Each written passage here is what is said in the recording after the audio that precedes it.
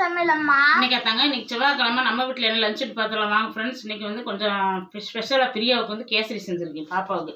நேற்று கொஞ்சம் நெய் காய்ச்சினேன்னா அதில் கொஞ்சம் நெய் இருந்துச்சு, அதில் பாப்பாவுக்கு கொஞ்சமாக வந்து கேசரி செஞ்சாங்க, செஞ்சு கொடுத்துட்டேன். இன்னைக்கு காலையில் சாமிக்கு நெய் வைத்தியம் கேசரி தான்.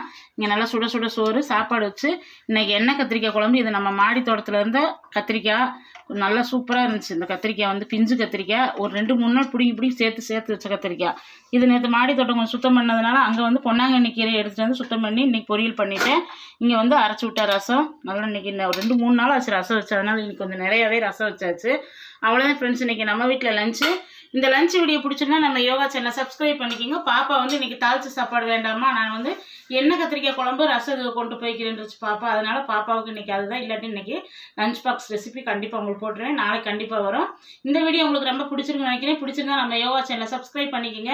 இன்றைக்கி திருமண நாள் பிறந்த நாள் கொண்டாடுற அனைவருக்கும் நம்ம யோகா சேனல் சார்பாக எல்லாத்துக்கும் வாழ்த்துக்கள் ஃப்ரெண்ட்ஸ். சேஃபாக கொண்டாடுங்க, சேஃபாருங்க. நாளைக்கு வந்து அமாவாசை, அதனால் வந்து எல்லோரும் நல்லபடியாக சாமி கும்பிடுங்க. இன்றைக்கி சாயங்காலத்துலேருந்தே அமாவாசை தொடங்கிடுது. நாங்கள் வந்து நாளைக்கு சாமி கும்பிடுவோம். அதனால் நீங்களும் எல்லாருமே முன்னோர்களுக்காக சாமி கும்பிடுங்க. நாளைக்கு வீடியோ நாளைக்கு பார்க்கலாம் ஃப்ரெண்ட்ஸ். Bye friends, thank you.